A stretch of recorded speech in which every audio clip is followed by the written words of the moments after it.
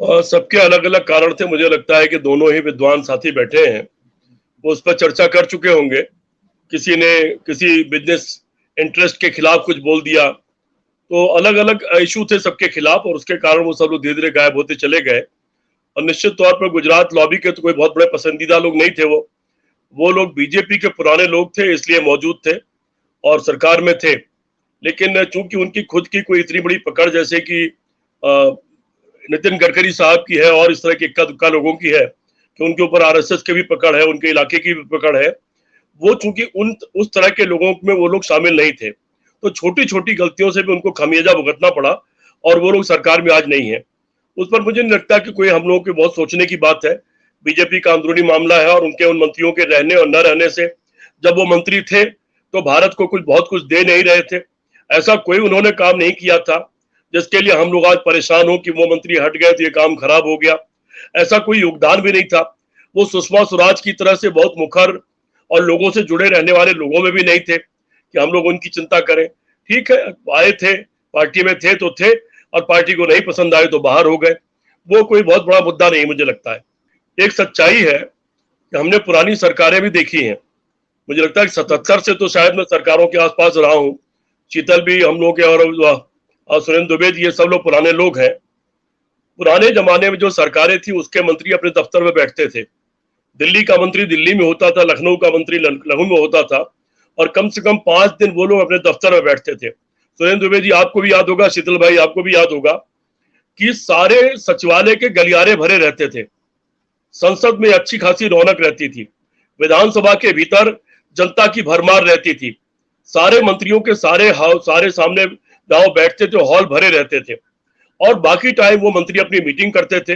अधिक से अधिक शनिवार और इतवार को वो अपने क्षेत्र में चले जाते थे, तब उनके पास काम होता था। इस सरकार में आप देख लीजिए, मुझे नहीं मालूम कि दिल्ली में 2-4 ऐसे मंत्री हैं कि नहीं जो रोज अपने दफ्तर जाते हो। मैं कुछ मंत्रियों को देख रहा हूं अपने आसपास, जो मुझे 30 दिन मेरे शहर में बैठे दिखलाई पड़ते हैं, कहीं जन्मदिन मनाते हुए, कहीं दुकान का फीता काटते हुए। प्रदेश सरकार की हालत यह है कि सुरेंद्र दुबे जी तो लखनऊ में मौजूद है। प्रदेश सरकार में अगर आप लखनऊ कभी जाए, विधानसभा में कंप्लीट सन्नाटा, आपको एक भी आदमी नहीं मिलेगा। सिर्फ वहां नौकरी करने वाले कर्मचारी मिलते हैं। मंत्री लोग अपने जिलों में रहते हैं।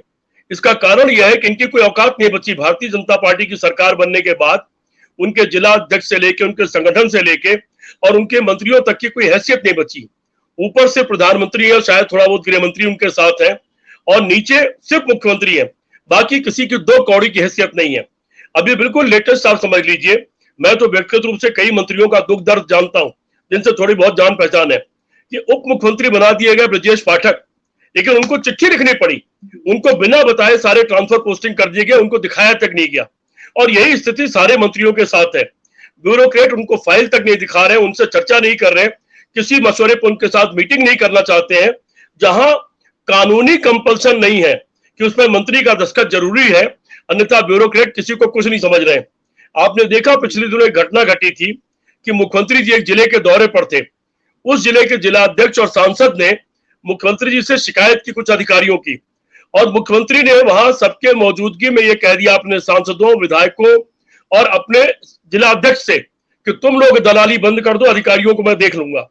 हम देख रहे हैं कि एक एक अधिकारी अगर कहीं पोस्ट हो गया है तो 5 साल बीत गया, 6वां साल चल रहा, वहां से हट नहीं रहा है, और भ्रष्टाचार की सारी सीमाएं उसने तोड़ दी हैं।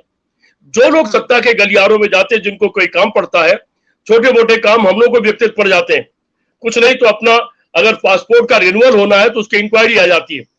और वो नंगनाच हमने अपनी इतनी लंबी जिंदगी में, कुछ किसी पद पर रहे हो ना रहे हो, सरकार रही हो या ना रही हो, इतना नंगनाच हमने तो कम से कम कभी नहीं देखा था जो भ्रष्टाचार का नंगनाच इस वक्त है। और वो तब है, लोग आरोप लगाते हैं कि नेता चोर होते हैं, बेईमान होते हैं। नेता तो किनारे कूड़ेदान में डाल दिए गए। खाली ब्यूरोक्रेसी का शासन चल रहा है दिल्ली से लखनऊ तक, और भ्रष्टाचार कई गुना बढ़ गया है, और वो किसी को नहीं बख्श रहा है। वो शीतल सिंह को बख्शने को तैयार नहीं है, अजय शुक्ला को बख्शने को तैयार नहीं है, वो सुरेंद्र दुबे को तैयार नहीं है, और वो सीपी राय को भी बख्शने को तैयार नहीं है। उनके बेटे के पासपोर्ट के रिन्यूअल में दरोगा को पैसे चाहिए। ये अलग बात है, हमारे जैसे आदमी ने कह दिया तुम खिलाफ लिख दो, जाओ, नहीं जाना, विदेश नौकरी करने नहीं जाना है, लिख दो जाके जो लिखना हो, वो अलग बात है। लेकिन पैसे हर एक को चाहिए। यह स्थिति मायावती की बदनाम सरकार में भी नहीं थी। जो स्थिति इस वक्त है। तो जब नेताओं की कोई औकात ही नहीं है, मंत्री की कोई औकात ही नहीं है, रक्षा मंत्री जैसे इतने वरिष्ठ पूर्व राष्ट्रीय अध्यक्ष राजनाथ सिंह की अंदरूनी लोग सब लोग जानते हैं, वो केवल नाम के मंत्री हैं। गृह मंत्री भी थे तो केवल सलामी लिया करते थे, कोई अहमियत उनके मंत्रालय में नहीं है, चंद लोग सरकार चला रहे हैं। तो उसमें हम ये चिंता करके कौन सा मंत्री है और कौन हट गया, कौन आज पीछे है और कौन आज आगे है, बिना पढ़ा लिखा शिक्षा मंत्री बना दिया जाता हो, अज्ञानी आदमी कुछ भी बना दिया जाता हो, कोई भी आदमी रेल मंत्रालय में थोप दिया जाता हो, कोई भी आदमी कुछ भी बना दिया जा रहा हो, तो उसमें मुझे नहीं लगता कि कोई बहुत चिंता करने का विषय है कि कौन मंत्री है और कौन हटा दिए गए। और आप हमसे जुड़े रहने के लिए सब्सक्राइब करें YouTube पर, फॉलो करें ट्विटर पर और लाइक करें फेसबुक पर। और ज्यादा जानकारी के लिए आपको टाइप करना होगा सिर्फ न्यूज़ नशा।